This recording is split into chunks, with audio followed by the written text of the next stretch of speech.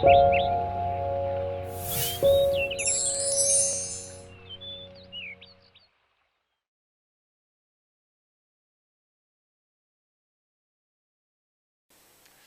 오늘 우리 에레미야 애가 말씀 통해서 혼을 낮추고 높이는 훈련을 하자, 이런 제목으로 말씀 나눌 때 우리 저와 여러분 그리고 미주의 성도님들 또 온라인으로 예배드리시는 모든 분들 주님의 큰 은혜가 함께 하시기 바랍니다.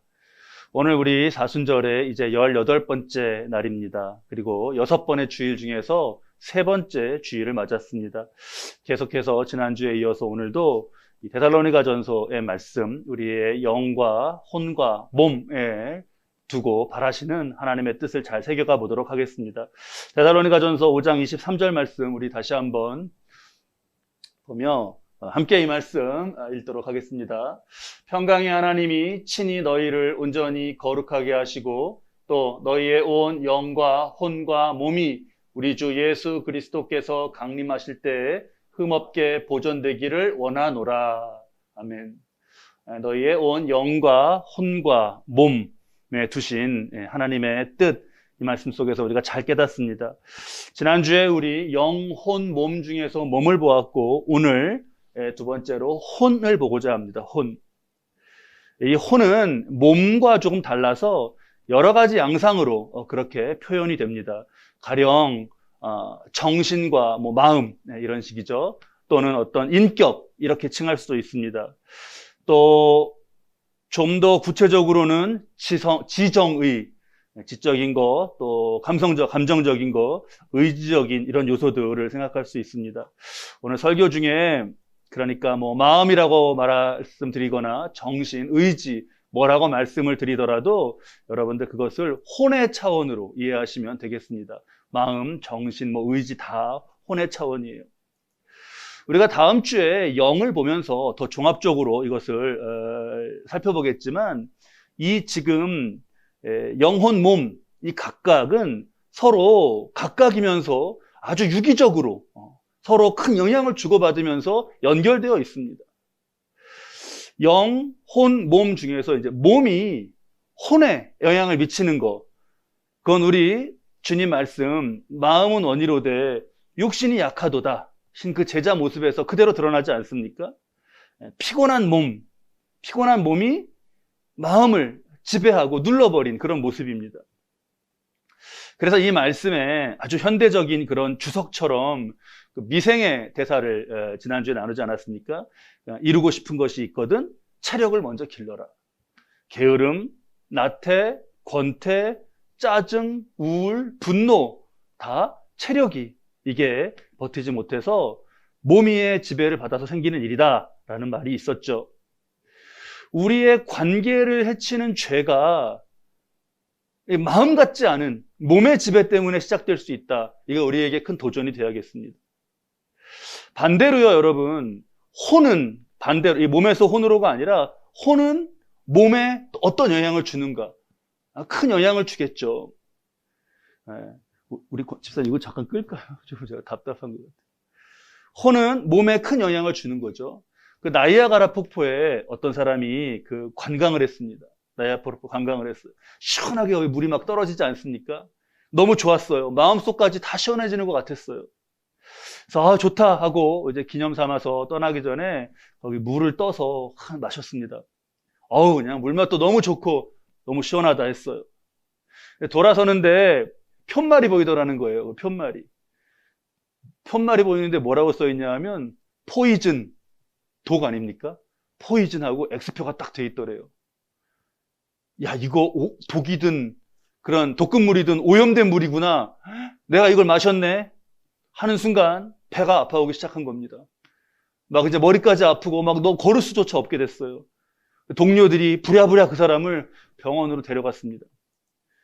자초지종을 들은 의사가 웃었어요. 그러더니 포이즌은 영어로는 독이라는 뜻인데 거기 쓰여 있는 건 S가 하나 더 붙어 있는 불어고 포화송? 불어로 포화송이라고. 그건 포화송이라는 말입니다. 물고기란 뜻이에요. 물고기하고 X표 되어 있으니까 무슨 뜻이 되는 거죠? 낚시하지 말아라, 거기서. 야가라포에서 낚시하지 말아라, 그 뜻이었다는 거예요.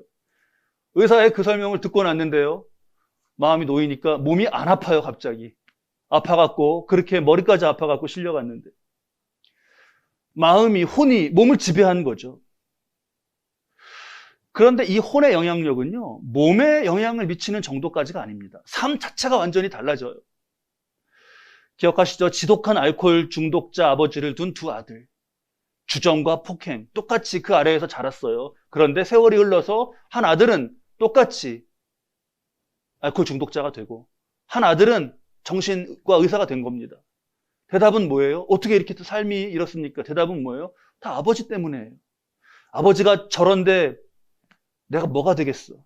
이 혼이 알코올 중독자의 삶으로 나타났고, 아버지가 저러니 내가 뭐라도 좀 돼야겠다라는 것이 이 혼의 차이가 삶의 차이로 나타났습니다. 우리가 꼭 기억해야겠어요. 고통이나 시련은 우리 삶에 그게 어려운 요소죠. 그런데 그게 삶을 결정하는 요소는 아닙니다. 그래서 하나님은요, 우리의 혼이 얼마나 중요한가를 이 말씀 가운데 새기도록 하셨어요. 우리 잠언 4장 23절 말씀입니다. 함께 읽으시죠. 모든 지킬 만한 것 중에 더욱 내 마음을 지키라. 생명의 근원이 이에서 남이니라. 모든 지킬 만한 것 중에서 이 마음, 이 혼을 지켜야 되는 거예요. 혼을 어떻게 지키나? 말씀에서 우리 두 가지 방법을 나누어 보도록 하겠습니다. 첫 번째는 겸손입니다. 겸손이 왜 어떻게 혼을 지키는가? 반대로 무엇이 혼을 망치는가를 보면 알 수 있습니다. 우리 말씀 잘 아시죠? 패망의 선봉이 뭐죠?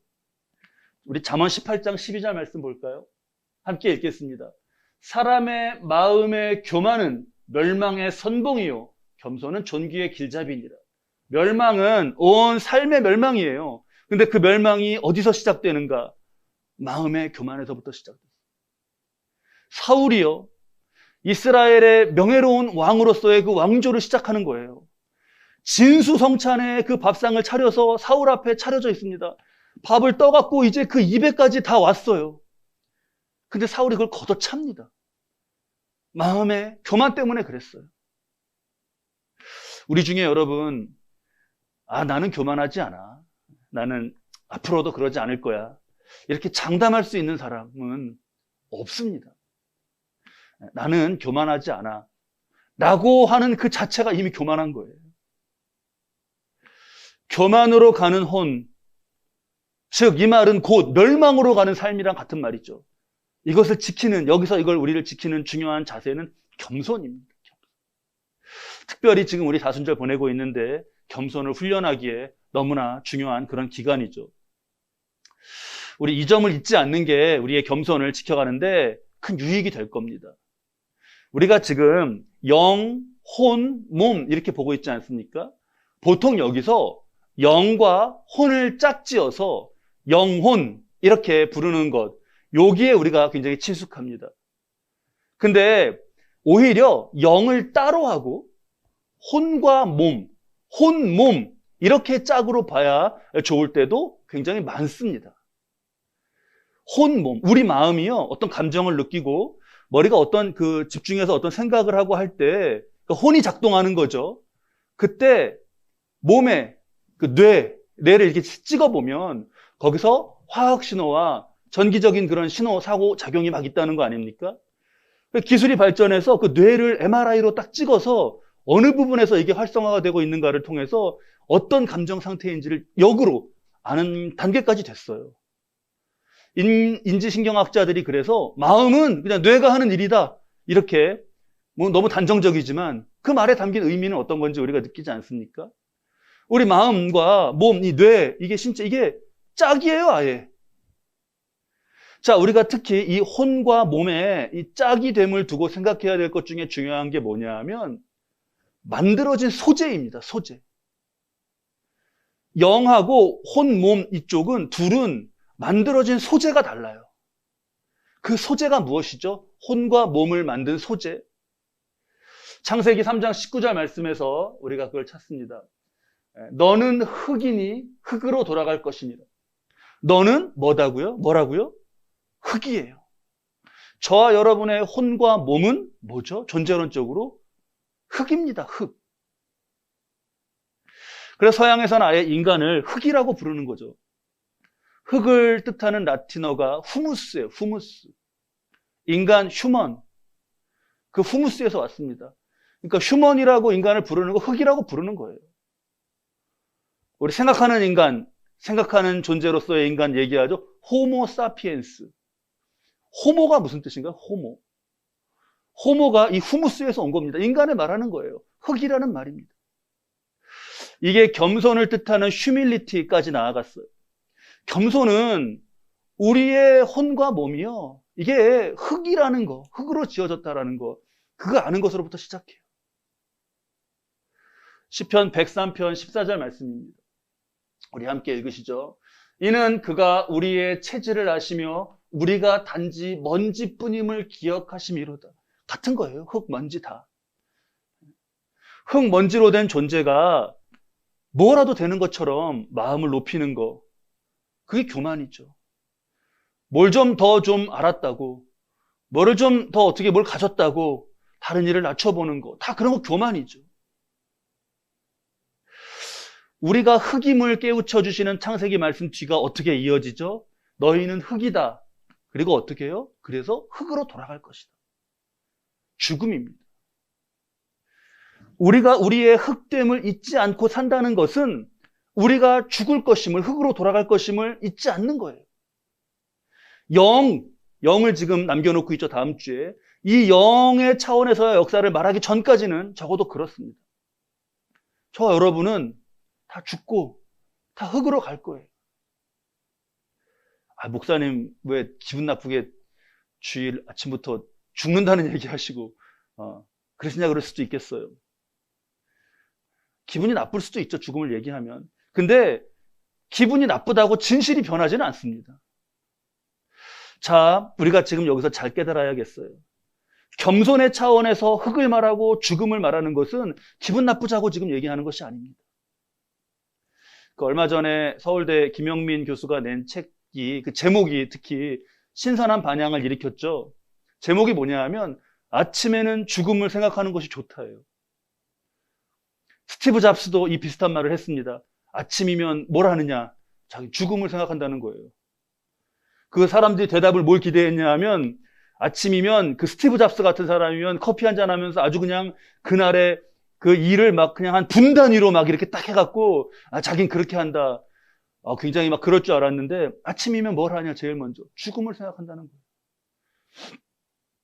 몽테뉴 또 유명한 말을 남겼죠. 죽음을 생각하지 않는 것이야말로, 죽음을 생각하지 않는 것이야말로 죽음이 주는 무서움에 대한 가장 한심한 대응이다. 지금 말씀드린 이런 것들 흙으로 돌아갈 것이니라의 말씀에 좋은 주석이 되는 표현들입니다. 지금 여러분 아침을 기분 나쁘게 우리가 시작하자는 것인가요? 아니에요. 그렇게 생각함으로써 마냥 높아져가는 마음을 진정시키며 사는 것이 인간에게는 반드시 필요하다. 그겁니다. 바벨론의 사울이 아니라, 이스라엘의 작은 나라의 사울이 아니라 바벨론이라고 하는 당대의 최대의 제국 벨사살 왕, 그 몰락을 성경은 어떻게 말하나요? 다니엘서 5장 20절 말씀인데요.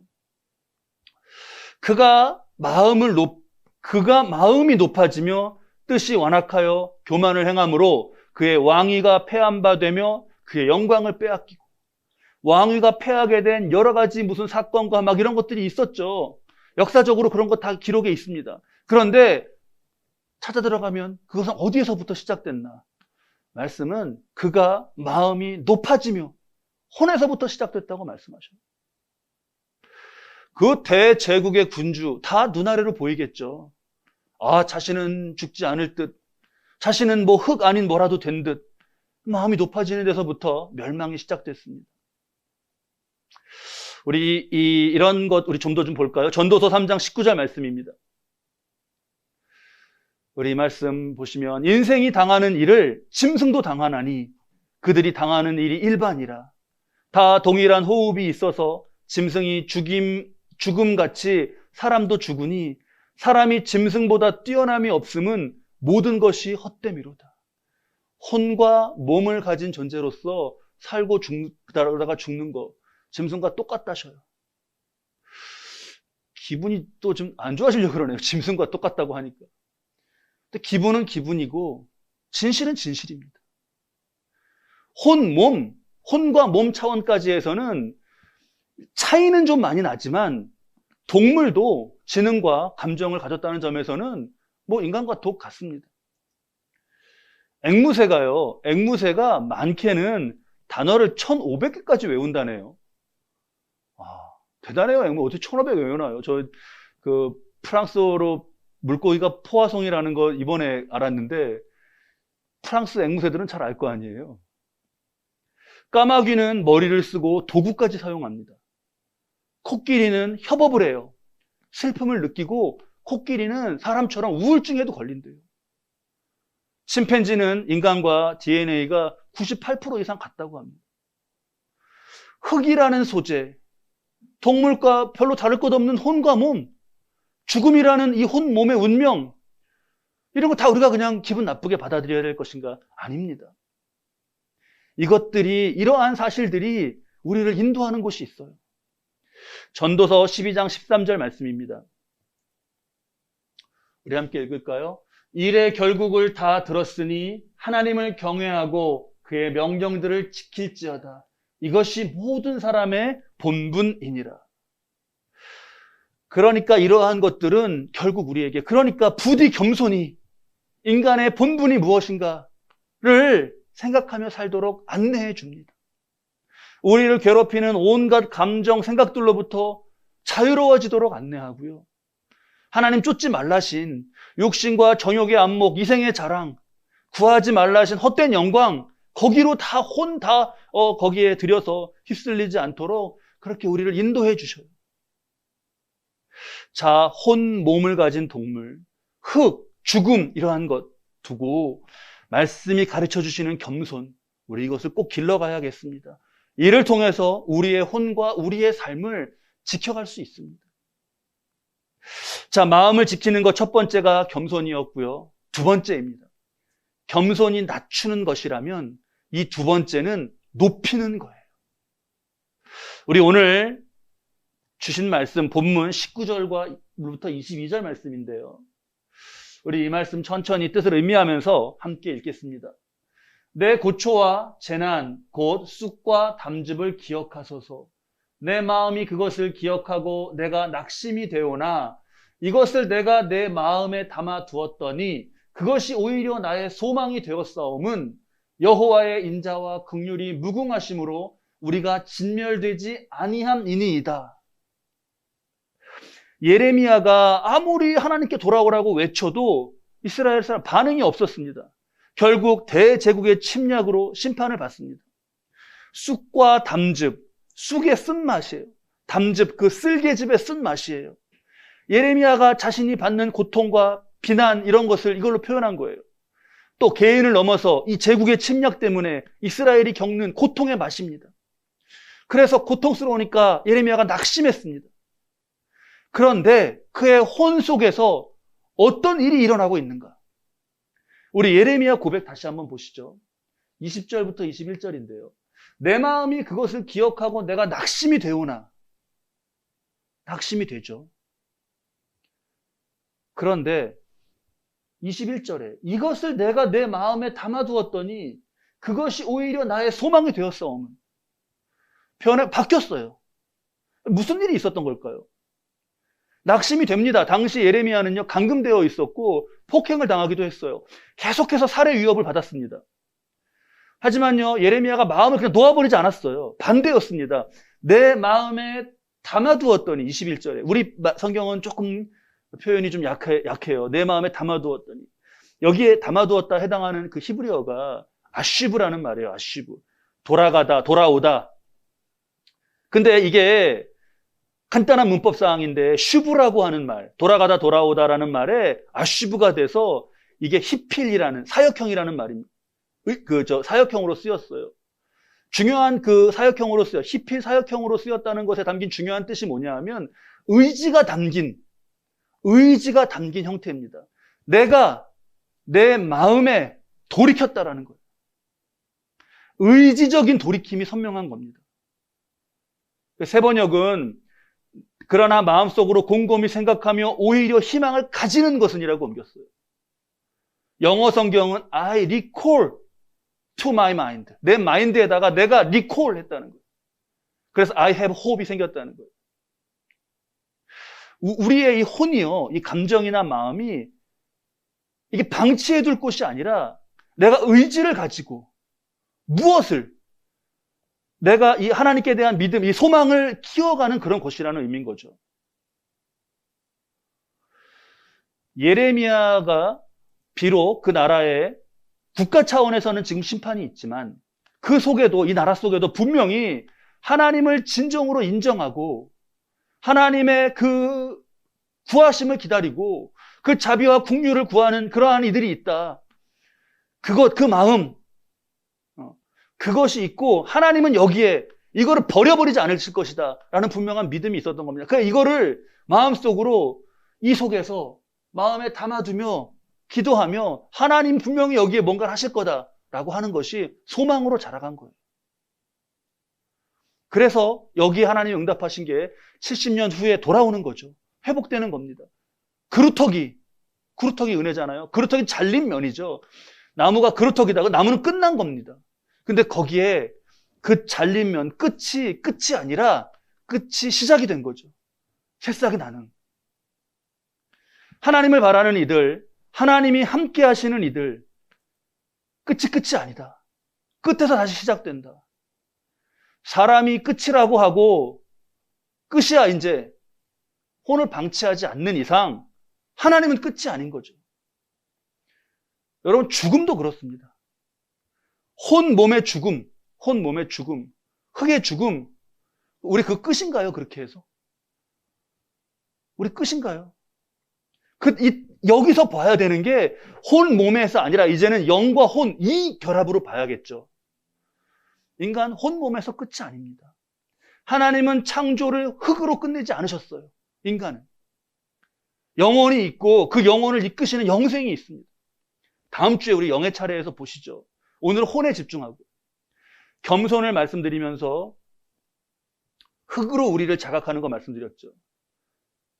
내가 흙이다. 여기엔 이미 하나님이 나를 만드셨다는 고백이 담겨 있지 않습니까? 내가 흙이다 이거는. 그러면 나아가서 이 혼 몸 만드신 데만 하나님의 손길이 닿아 있는 게 아니라 이 혼 몸으로 사는 인생, 여기도 하나님의 손길이 미쳐 있다. 이 고백이 확실하면 우리는 혼을, 마음을 지키고 흔들리지 않으면서 살 수 있는 거죠. 말씀에서 혼이 낙심하게 방치하지 않는 것을 새기는 것. 아까 그 히브리어 단어에 이게 히필 사역형이다. 무슨 다른 형이다. 이거를 학자들이 따지는 이유가 여기 이 중요한 의미가 있어서 그래요. 의지를 가진 히필 사역형이에요. 내가 낙심하지 않고 행여 낙심이 됐더라도 다른 어떤 또 부분에서 내가 나에게 의지를 가지고 소망으로 나아간 거. 이게 굉장히 중요합니다. 이거를 제가 몸의 일 가운데 크게 깨달은 적이 있어요. 몇 년 전인데 어깨가 갑자기 막 너무 아프더라고요. 어깨가 어떻게 이렇게 들 수가 없어요.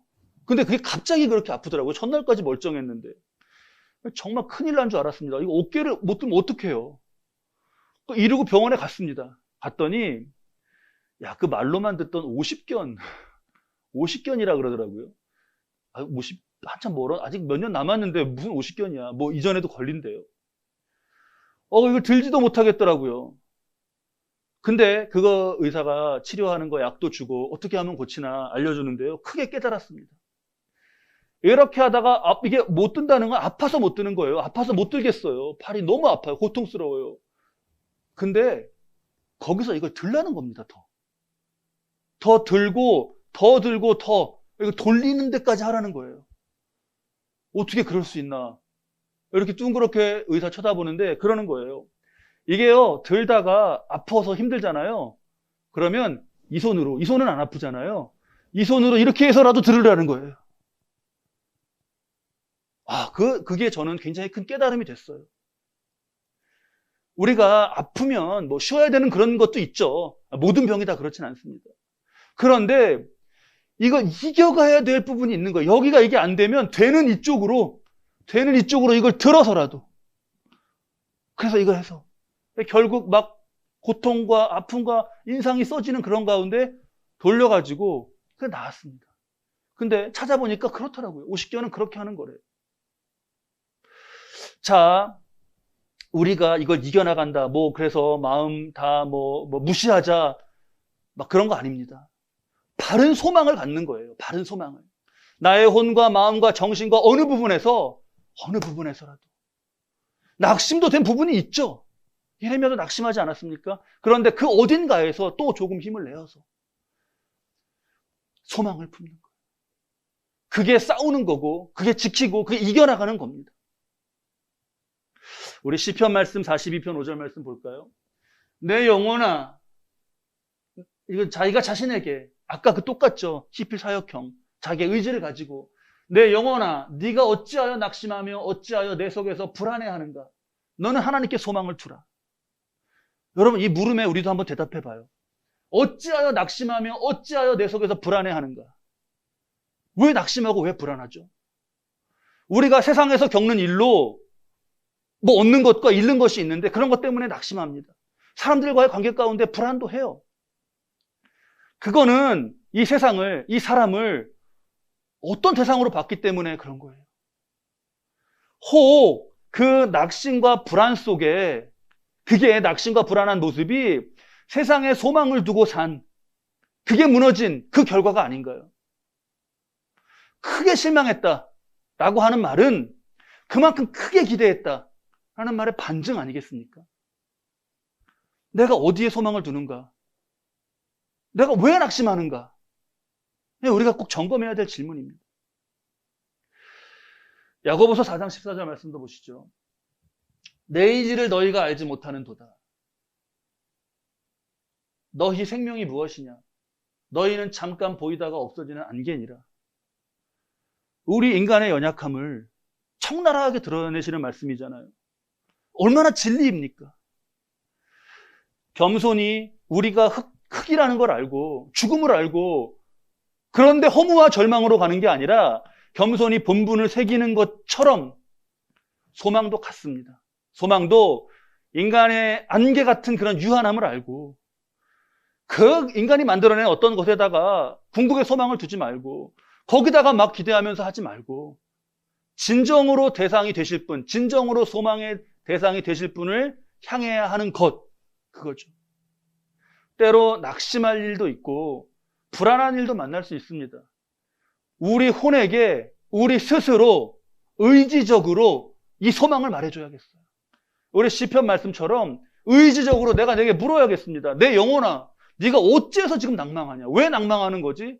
왜 불안해하는 거지? 라고 말해요. 이쪽 손을 들어 올리듯이 말합니다. 우리 오늘 본문 말씀의 23절에 이렇게 고백합니다. 이것들이 아침마다 새로우니 주의 성실하심이 크시도소이다. 아침에는 죽음을 생각하는 것이 좋다. 그 교훈이 되죠. 그런데 그게 다가 아닙니다. 이것들이 있어요. 이것들이 아침마다 새로우니 새롭게 생각할 이것들이 있습니다. 그 이것들은 앞에 22절과 21절 말씀을 받는 거예요. 22절에서는 여호와의 인자와 긍휼이고 21절에는 거기에 둔 나의 소망입니다. 그럼 무슨 뜻이에요? 나의 소망이 아침마다 새로우니 아침마다 죽음을 생각하는 것이 유익하다. 네, 거기서 교훈을 얻고. 그런데 그것의 교훈은 겸손히 살아가는 것으로 나의 마음을 낮추는 것으로 그렇게 내가 새기고 그 다음에 혼을 다시 소망 가운데 일으키는 게 있습니다. 주의 성실하심이 크다. 인자와 긍휼이 내게 미쳐있다. 이게 꼭 그렇지 않습니까? 우리 스쿼드 운동이라는 게 있죠? 몸 이렇게 해갖고 낮췄다 높였다 하는 거. 스쿼드 운동하면 그렇게 좋대요. 코어 근육이 굉장히 발달한데. 혼이 똑같지 않습니까? 겸손히 낮춰. 그러나 다시 소망 가운데 일으키고. 이걸 하는 거예요, 우리가. 우리 혼, 낮추고. 겸손과 소망. 두 가지는 겸손과 소망입니다. 본문 24절 말씀이죠. 내 심령에 이르기를 여호와는 나의 기업이시니. 누가 내 심령에 이르는 거예요? 내가 이르는 거예요. 선포하는 거예요. 여호와는 나의 기업이시니 그러므로 내가 그를 바라리이다. 딴 데 헛된다가 소망 뒀다가 낙심하고 하고 또 그러지 않고 내가 소망을 여호와께 두리라. 그렇게 의지를 가지고 나를 대상으로 내가 내게 선포하며 그러면서 일어서는 소망, 그게 우리 혼에 꼭 있어야 될 훈련입니다. 우리 새기겠습니다. 우리의 혼몸, 혼과 몸, 영 빼고 혼몸, 흙입니다. 아침마다 흙으로 갈 죽음을 생각하며 절대 마음을 높이지 말고 우리가 살아야 하겠습니다. 사울, 말씀드린 벨사살, 누가 쫓아내지 않았어요. 반란 일어나지 않았습니다. 그런데 그 왕좌에서 왜 쫓겨났죠? 마음 높이는 혼에서부터 시작된 역사예요. 이생의 자랑, 헛된 영광, 거기에 마음 주지 않고 겸손으로 마음을 낮추는 훈련, 우리 늘 아침마다 해야겠습니다. 그리고 다시 들어 올립니다. 무엇으로? 소망으로 해요. 왜 낙심하냐? 왜 불안해하냐? 그렇게 안개 같은 세상의 것 철석같이 그렇게 믿었더냐? 자문하면서 하나님께 두는 소망으로 혼을 일으키는 겁니다. 아침마다 주의 성실하심이 크시도소이다. 하나님의 성실을 바라보며 소망을 갖는 겁니다. 이 혼에 안고 일어섬 가운데 하나님 역사하셔서 하나님 자녀의 존귀한 삶, 하나님을 찬송하며 살 삶으로 우리를 인도해 주실 것입니다. 저 여러분의 인생에서 이 복됨이 성취되시길 주님의 이름으로 축원합니다.